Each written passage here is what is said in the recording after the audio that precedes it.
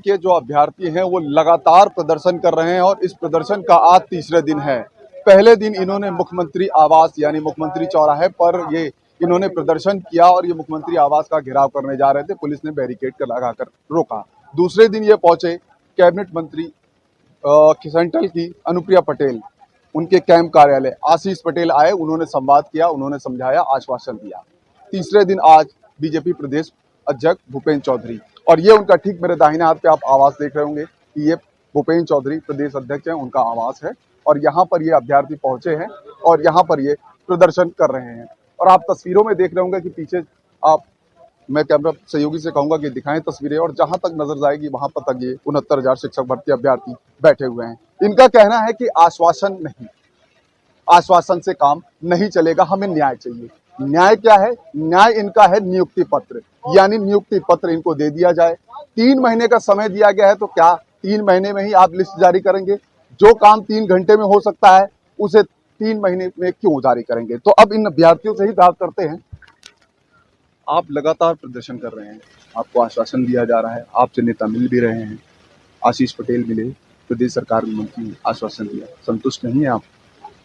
आश्वासन नहीं चाहिए, हमें हमारा न्याय चाहिए, अधिकार चाहिए। भीख नहीं मांग रहे हम किसी से, आश्वासन नहीं मांगने जाते किसी से। हम हमारा नियुक्ति पत्र दिला दे, हमारा अधिकार दिला दे, हमारा आरक्षण दिला दे।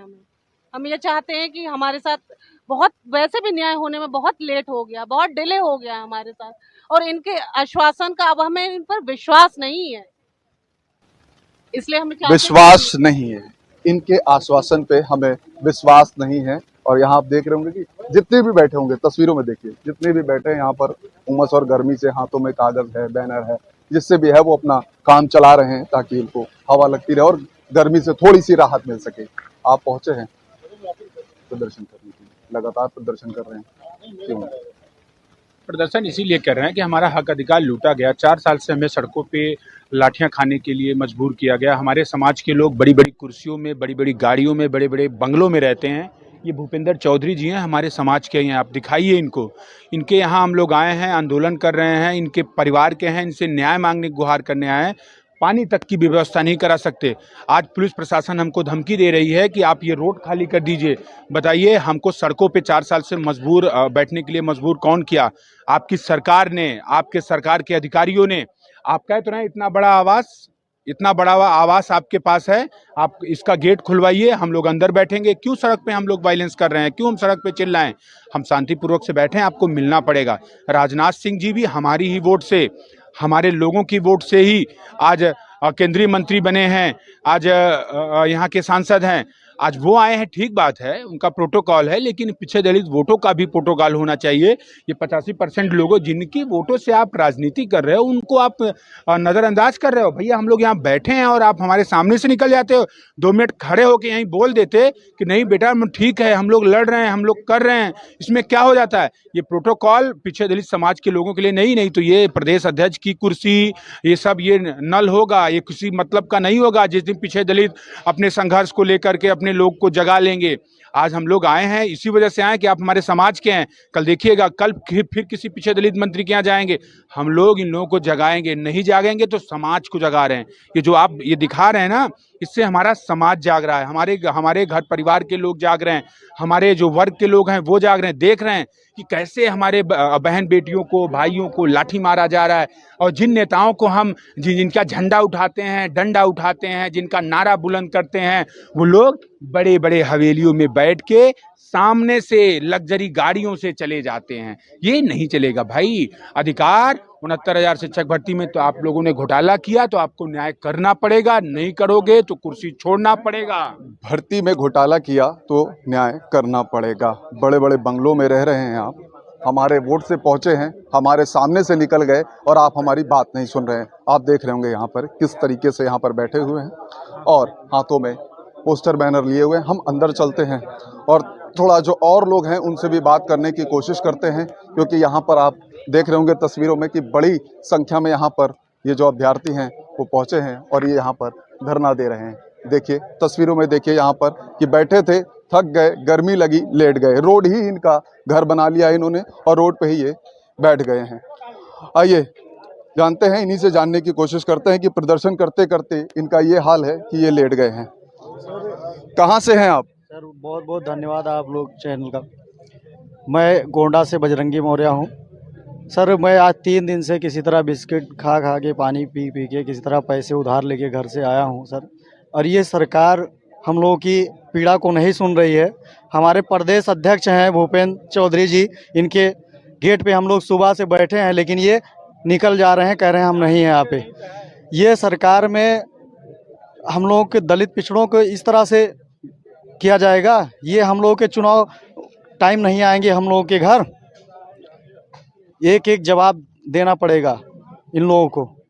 जब सरकार मान चुकी है कि घोटाला हुआ है, कोर्ट मान चुकी है, जितने बड़े बड़े मंत्री हैं वो सब मान चुके हैं कि हाँ इसमें घोटाला हुआ है, तब क्यों नहीं हम लोगों को न्याय देते हैं? ये सवाल है हमारा नहीं, ये पूरे देश प्रदेश का सवाल है, दलित पिछड़ों का सवाल है। हम ये धरना देने के लिए बने हैं, दलित पिछड़े अपने हक अधिकार के लिए। हम कहाँ कहाँ ना भटके हैं आप लोग, हम लोग को बराबर दिखा रहे हैं, आवाज़ हमारी पहुंचा रहे हैं, देख ही रहे हैं कितनी यातनाएं हम लोग झेल रहे हैं दिन प्रतिदिन।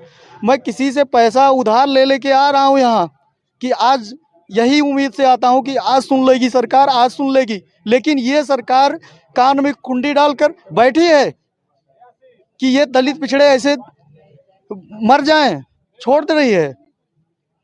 हमारी यही आप लोगों से विनती है, हमारी आवाज़ इस मुखिया तक पहुंचाइए जो हम लोग दलित पिछड़े हैं। हमको नियुक्ति पत्र जल्दी से जल्द दे दिया जाए। कोर्ट ने भी कह दिया है कि इन लोगों को नियुक्ति पत्र दिया जाए। अब इसमें क्यों हीला हवाली कर दे रही?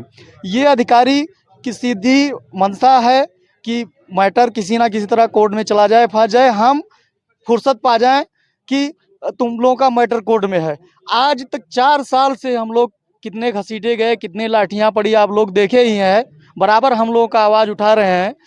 इतनी यातनाओं के बाद फिर भी ये अधिकारी वहीं सबक नहीं सीख रहे हैं और अधिकार हम लोग का छीन रहे हैं। लेकिन अब ऐसा नहीं होगा, हम मर जाएंगे चाहे जो कुछ हो जाए, बिना नियुक्ति पत्र लिए जाएंगे नहीं लखनऊ से। ये सोच रहे हैं कि 2 दिन धरना करेंगे, 3 दिन धरना करेंगे, फिर ये लोग तो भाग ही जाएंगे।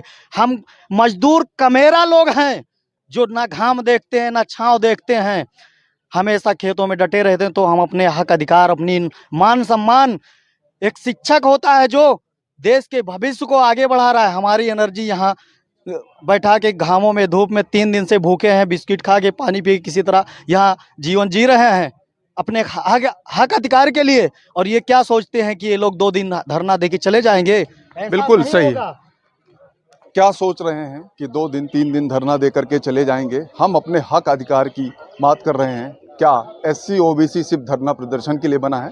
तस्वीरें देखिए, मैं पीछे दिखाऊं अगर आपको, तो ये भूपेंद्र चौधरी का आवास है, ये उनके घर की बाउंड्री है और यहाँ पर पुलिस ने बैरिकेड लगा दिया है। और जहाँ तक आप देख रहे हैं कि अब ये हम घर के पीछे वाले हिस्से तक आए हैं और यहाँ पर जो जैसे है वो यहाँ पर रोड पे ही अपना धरना दे रहे थे। जैसे मिला, थक गए नारेबाजी करते हुए, तो अपना ये आराम करने लगे। अब आप तस्वीरों में देख रहे होंगे कि यहाँ पर लगातार इनकी सिर्फ यही मांग है कि हमें जल्दी से जल्दी नियुक्ति पत्र दिया जाए। क्या SC OBC वर्ग के लोग सिर्फ धरना प्रदर्शन करने के लिए बने हैं, लाठी खाने के लिए बने हैं, वोट देने के लिए बने हैं? आप हमारे घर जब वोट मांगने आते हैं तो आप ये कहते हैं कि हम आपकी आवाज़ उठाएंगे, और आज हम अपनी आवाज़ को लेकर के आपके घर के बाहर आए हैं तो आप हमारी आवाज़ को सुनने के लिए तैयार नहीं हैं। आप हमारे सामने से निकल जाते हैं और सुनने को तैयार नहीं हैं। तो तस्वीरों में आप देख रहे होंगे कि यहाँ पर किस तरीके से यहाँ पर आप बैठे हुए हैं।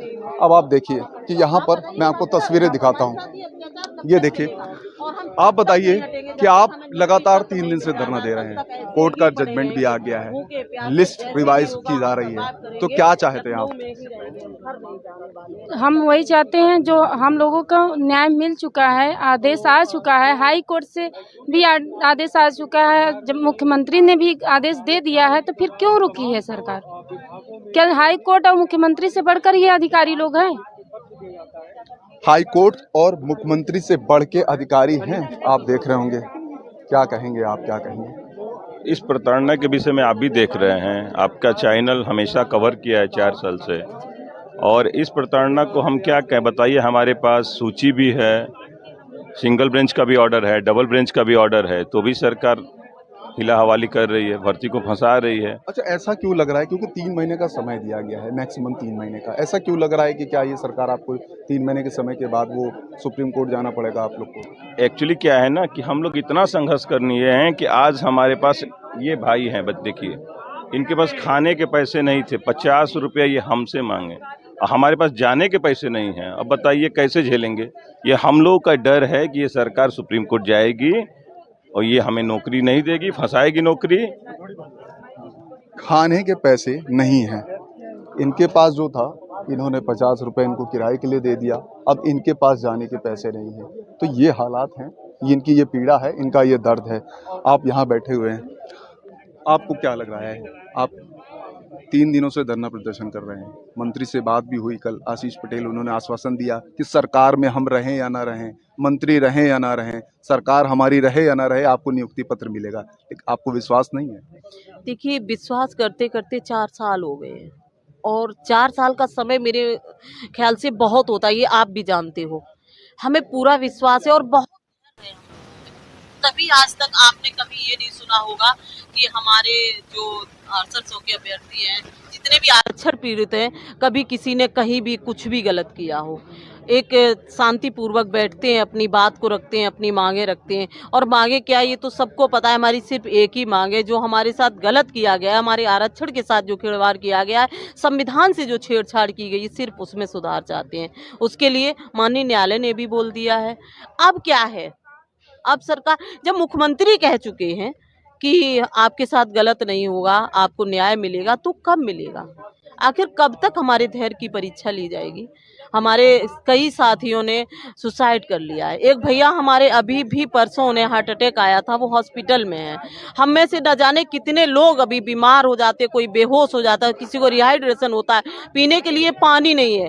क्योंकि आप सोच के देखिए, हम बेरोजगार क्या इतने सक्षम है? कम से कम एक व्यक्ति को 4 से 5 लीटर पानी की जरूरत है। हम खरीद पाएंगे इतना पानी डेली? बिल्कुल सही बात ये कह रही हैं, क्योंकि अभी मैंने देखा और कैमरे में दिखाया भी है, एक महोबा के हसीन नाम के शख्स हैं, वो यहाँ बेहोश हो गए, उनको भी ले जाया गया है। एक हरदोई की लड़की है, शायद स्वाति नाम है, ज्योति नाम है, वो यहाँ पर अभ्यर्थी थी, वो भी बेहोश हो गई, उसे भी अस्पताल ले जाया गया। तो लगातार यहाँ पर ये जो धरना दे रहे हैं, प्रदर्शन कर रहे हैं, उसमें लगातार जो अभ्यर्थी हैं उनकी तबीयत बिगड़ रही है। हार्ट अटैक भी आया, वो एडमिट है, ये बात भी सच है और इन लोगों ने ये दिखाया है, विजुअल भी भेजा है। अब आप अपनी बात कंटिन्यू रखें। तो ये सब क्यों हो रहा है? ये सब इसलिए हो रहा है, हम कई दिनों से यहाँ पर हैं, तो हमें भरपूर ना तो खाना मिल पा रहा है, ना पानी मिल पा रहा है, जिससे हम लोगों का स्वास्थ्य दिन पे दिन गिरता जा रहा है। लोग बेहोश हो रहे हैं, बीमार हो रहे हैं। वो सब क्यों हो रहे हैं? क्या हम नहीं चाहते हैं कि हम अपनी अच्छी जिंदगी जिएं? इसके लिए हमें मजबूर किया गया है, क्योंकि कहीं ना कहीं सरकार की मंशा है कि आप पिछड़े और दलित हो तो आपके साथ ये किया जाएगा। सिर्फ यही तो हमारा दोष है, इसके अलावा तो हमारा कोई और दोष नहीं है। क्योंकि हमने पूरी ईमानदारी के साथ पढ़ाई की है और वो सारे क्राइटेरिया क्रॉस किए जो एक योग्यता थी हम उसमें, उसके बाद भी हम यहाँ हैं। आज खाने पीने, यहाँ तक कि महिलाएं टॉयलेट तक के लिए परेशान है। आप ये जगह देखोगे, यहाँ क्या कहीं ऐसी जगह है जहाँ महिलाएं टॉयलेट के लिए जा सकती हैं? आप बताइए किस किस चीज के लिए हम परेशान नहीं है? उसके बाद भी हमारा पीड़ा, हमारा दुख दर्द नहीं दिखता है। अगर नहीं दिखता है तो हम अपने प्राण त्यागेंगे यहीं लखनऊ में, यहीं इन्हीं मंत्रियों और अधिकारियों के दरवाजे पर। हम यहाँ से जाने वाले नहीं हैं। आज भी सुबह से हम लोग भूखे और प्यासे हैं। कब तक ऐसे हमें इतना प्रताड़ित किया जाएगा? आखिर कब तक? क्या हमारा दुख दर्द आंसू पीड़ा किसी को नहीं नजर आती है? यही सरकार है सबका साथ सबका विकास का जो नारा लगाती है, क्या यही सबका साथ सबका विकास है? मेरे हिसाब से तो शायद साथ इन्हें सबका चाहिए वोट के लिए, और विकास सिर्फ और सिर्फ ये जनरल वालों का करते हैं। आज हम मजबूर हैं, यहाँ पड़े हैं, हमारे बच्चे घर में, मेरा बेटा खुद बीमार है, बार बार फोन आता है, उसके बाद भी हम घर नहीं जा पा रहे। 4 साल से हम यहाँ हैं, इतना दर्द झेलने, कब तक झेलें? तो आप इनका दर्द समझ रहे होंगे, देख भी रहे होंगे, कैमरे में दिखा रहे थे कि हमने वो सब क्राइटेरिया पूरा किया, हमारी वो योग्यता है और हमने वो योग्यता क्लियर की, क्रैक किया और हमने इस भर्ती में जो ये मेरिट थी उसमें हमारा नाम आया। लेकिन फिर भी हमें नियुक्ति नहीं दी गई। वो इसलिए नहीं दी गई क्योंकि हम दलित हैं, ओबीसी हैं। हमारे समाज के जो नेता हैं वो बड़ी मंत्री पद पे बैठे हैं, कुर्सी पर बैठे हैं, लेकिन जब हम उनके दरवाजे पे आ रहे हैं तो वो हमारी सुनने के लिए तैयार नहीं है। जब प्रदेश के मुख्यमंत्री ये बात कह चुके हैं कि आपको नियुक्ति दी जाएगी, तो अधिकारी उनसे बढ़ के हो गए हैं क्या? अधिकारी क्यों नहीं लिस्ट तैयार कर रहे हैं? तो जब तक हमारी मांग नहीं सुनी जाएगी, इनकी पीड़ा आप देख रहे हैं कि हमने सुबह से खाना नहीं खाया, किसी की जेब में पैसा नहीं है, किराया नहीं है, किसी के पास यहाँ पर अपने जो यहाँ तक आने का है किराया वो तक नहीं है। तो आप देख रहे हो कि महिलाओं का दर्द, कि यहाँ पर ऐसी अव्यवस्था है कि हम कहाँ जाएं, और आप समझ ही रहे होंगे जो इन्होंने कैमरे पे अपना दर्द बयां किया। तो कुल मिलाकर के जो शिक्षक अभ्यर्थी हैं ये 69,000 वाले, इनका सिर्फ एक ही है कि हमें न्याय, और न्याय में मतलब नियुक्ति पत्र।